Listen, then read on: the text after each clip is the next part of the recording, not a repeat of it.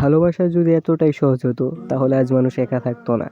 ভালোবাসা মানে দুটি মনের মিলন নয় শুধু। ভালোবাসা মানে লড়াই। পরিবারের সাথে, সমাজের সাথে, এমনকি নিজের সাথেও। আজ আমি সেই পরিস্থিতির মুখোমুখি হয়েছি। আর এবার পরিবার আমাকে কখনোই মেনে নেয়নি। কারণ আমি তো একটা অন্ধ ছেলে। কেমনেই বা তারা মেনে নেবে? একটা মেয়ের ভবিষ্যৎ কি একটা অন্ধ ছেলের দ্বারা কখনো পরিপূর্ণ হতে পারে? তারা ভাবতো আমি আরিবার জীবনটা ধ্বংস করতে চাচ্ছি বা ধ্বংস করে দেব। আমি একটা লোভী, এমন কিছু তারা ভাবতো। আমিও তেমনটাই ভাবতাম। আমি নিজেও চুপ করে থাকতাম।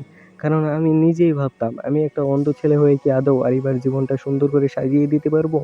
কিন্তু তখন আরিবা উত্তর দিত, তুমি চাইলে বলো, তুমি আমাকে বলো যে আমি চাইলেই চলে যেতে পারি। কিন্তু জানো, আমার চলে যাওয়ার জায়গা শুধু একটাই, তোমার হৃদয়। হ্যাঁ, ভালোবাসা মানে মিলন। ভালোবাসা মানে বিয়ে। আর আমি তোমার বউ হতে চাই। আমি ওর চোখের ভাষা, অনুভূতি সবই বুঝতে পারতাম। তবে আমার মনের মধ্যেও একটা যুদ্ধ চলতো। এ সমাজের তিরস্কার, পরিবারের অভিশাপ না আমাদের পরিপূর্ণ জীবনটাকে ধ্বংস করে দেয়।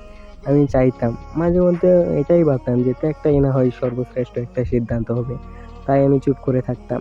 তবে একদিন হঠাৎ করে অফিস শেষের দিকে আরিবা আমাকে কান্না ভেজা কণ্ঠে কল দিল। বলতেছে, বাবা আমার এক অন্য ছেলের সাথে বিয়ে ঠিক করে ফেলছে লুকিয়ে। এমনকি আমাকে আজকে বিয়ে দিয়ে দিবে। তুমি কি চাও এখন? তখন আমি বললাম, তুমি কি এখন আমাকে ছেড়ে চলে যাবে? তুমি কি সমাজ আর পরিবারের চাপে ভেঙে পড়েছ? তখন সে উত্তর দিল, না, আমি শুধু তোমার হতে চাই, এমনকি আমি শুধু তোমাকেই চাই। পরিবার, সমাজ কে কি বলবে ওইটা দেখা আমার দ্বারা সম্ভব না। তবে আমার পরিবারকে কি আমি আসলেই ছেড়ে আসতে পারবো? এই কথা শোনার পর আমি তখনই সিদ্ধান্ত নিলাম, আজ থেকে এই সম্পর্কটা আর গোপনে থাকবে না, প্রকাশ্যে নিয়ে আসবো। পরিবার সমাজ মানলে মানবে, না মানলে নাই। তবে আমি ওর হাতটা কখনোই ছাড়বো না। যে মানুষটা আমাকে ভালোবেসে তার পরিবার ছাড়তে রাজি হয়েছে, তাকে আমি কি করে ছেড়ে দিই মরার পথে?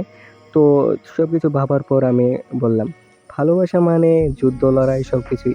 তবে এই যুদ্ধে আমরা হার মানবো না। সমাজ আমাদের নাই মেনে নিতে পারে, সমাজের স্বীকৃতি আমাদের লাগবে না, পৃথিবী আমাদেরকে বাদ দিয়ে দিক, তবে আমরা আমাদের নিজেদের পৃথিবী তৈরি করে নেব।